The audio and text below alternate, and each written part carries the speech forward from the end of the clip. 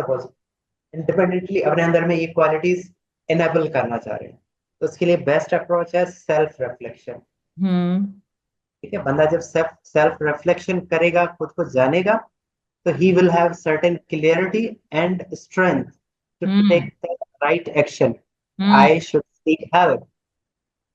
Otherwise क्या है, वो एक माइंडसेट बना हुआ है कि अगर मैं जाऊंगा किसी के पास हेल्प लेने के लिए, तो जमाना जानेगा, रिश्तेदार जानेंगे, फिर ये होगा फिर वो होगा। इस तरह की नेगेटिव थिंकिंग या पुअर थिंकिंग हमें डरा के, चुप करा के बिठा देती है।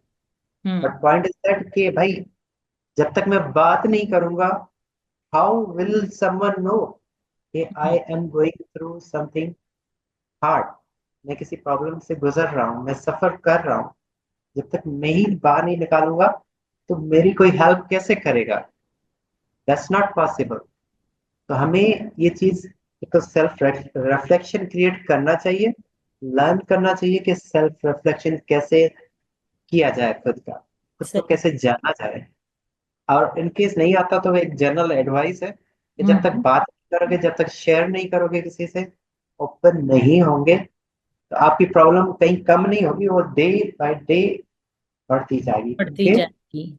आप दोनों उस पे, जो जो पार्टनर्स हैं, वो दोनों उसमें अपनी एनर्जीज, अपनी अटेंशन, अपना फोकस लगा रहे हो, सफर कर रहे हो, तो वही चीज डे बाय डे ग्रो होती है। स्ट्रांग।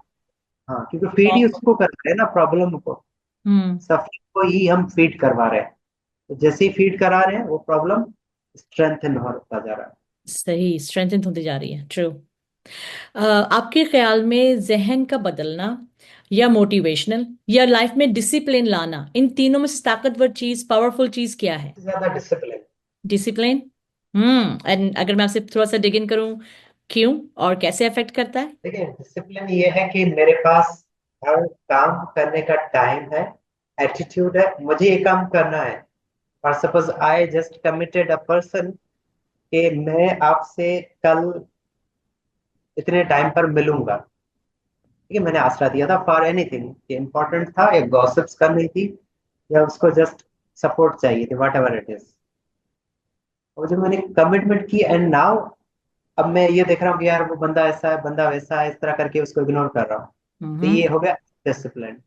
और डिसिप्लिन मुझे क्या सिखाया कि मैंने उसको कमिटमेंट दी थी, I will be there any how.